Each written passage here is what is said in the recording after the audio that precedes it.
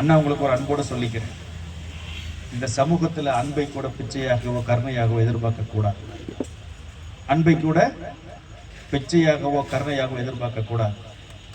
நீங்கள் பொருளாதாரத்தில் உயர்ந்த நிலங்கள் எல்லாம் உங்களுக்கு கிடைக்கும். வேற எதுவுமே தேவையில்லை. பொருளாதாரத்தில் உயர்ந்த அண்ணன் முருகன் இருக்கார். இங்க ஒரு தொழில் மையம் நடக்குது. இங்க ஒரு 70-80 மாற்றுத்திறனாளிகள் சேர்ந்து தொழில் செய்யறாங்க. மாசமான 10 லட்சம் டேர்ன் ஓவர் பண்றாங்கன்னு சொல்லி பாருங்க. பாப்பிரெட்டிப்பட்டியில முருகன் யாரை தொழுவாங்க, விநாயகம் யாரு தொழவாங்க? தொழவ மாட்டாங்க. ஆக நம்மளை சுயமரியாதை என்பது அதுதான். ஒரு பொருளாதாரம் உங்களுக்கு மிகப்பெரிய சுயமரியாதை கொடுக்கும். ஏன்னா இன்னைக்கு தமிழ்நாட்டில் 2% மாற்றுத்திறனாளிகள் இருக்கிறாங்க. எல்லாருக்கும் இந்த மாற்றுத்திறனாளிகள் பாதுகாப்பு நிலையில் சேவை செய்ய முடியுமான்னு கேட்டா அது கேள்விக்கு தான். அதுக்கு சாத்தியமும் இல்லை. பல ஊர்களில், பல மாவட்டங்களில், பல அமைப்புகள் மாற்றுத்திறனாளிகளுக்காக செயல்பட்டு கொண்டிருக்கின்றன. பல பொது அமைப்புகளும் அதற்கான நிறைய செயல்பாடுகளை செய்து கொண்டிருக்கார்கள். இப்ப சகோதரி சொன்னாங்க, ரோட்டரி சங்கத்தோடு இதுக்காக தனியாக ஒரு பிரிவை தொடங்கி அவர்கள் உதவி செய்து கொண்டிருக்கிறார்கள்.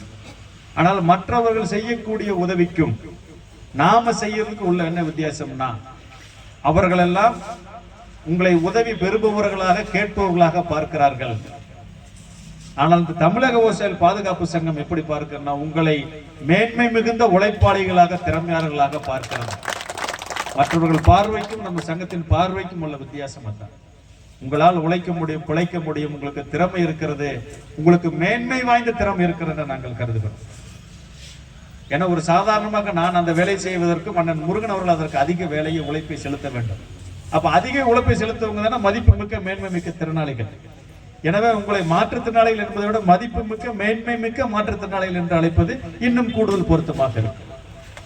எனவே அன்போடு இங்க இருக்கிற மாற்றுத்திறனாளிகளுடைய வாழ்க்கையை, இங்க இருக்கக்கூடிய தமிழ்நாட்டுக்கு எல்லாருடைய வாழ்க்கையை மாற்றியமைக்கக்கூடிய சக்தி இந்த அமைப்புக்கு இல்லை என்பதை நான் ஒத்துக்கொண்டு, ஆனால் இங்க இருக்கக்கூடிய இந்த 100 பேர் 200 பேர் அப்படின்னு அவங்களுடைய ஒட்டுமொத்த வாழ்க்கையை ஒரு சுயமரியாதை மீட்டெடுக்கக்கூடிய வேலையை தமிழக விவசாயிகள் பாதுகாப்பு சங்கம் தொடர்ந்து செய்யும். அடுத்த ஆண்டு இந்த மாற்றுத்திறனாளிகள் தொழில் மையத்தின் மூலமாக கிடைக்கக்கூடிய லாபத்திலிருந்து இந்த விழா நடக்கும். எங்களுக்கு மாநில குழுவிலிருந்து உதவி வேண்டாம், எங்களுக்கு யாரும் வேண்டாம், நீங்க வாங்க, நாங்க நிகழ்ச்சி நடத்துறோம், கலந்துகிட்டு போங்க அப்படின்னு சொல்லக்கூடிய ஒரு கெத்து உங்களுக்கு வந்து சேரும். அந்த உதவியை நம்ம தமிழக விவசாயிகள் பாதுகாப்பு சங்கம் செய்யும் என்பதை தெரிவித்துக் கொண்டு, இந்த மாற்றுத்திறனாளிகள் நாளிலே நீங்கள் இங்க இருக்கக்கூடிய மாற்றுத்திறனாளிகள் அனைவரும் சம வாய்ப்பும் சுயமரியாதையும் பெறுவதற்கான அனைத்து நடவடிக்கைகளும் உங்களுக்கு கிடைக்கும்.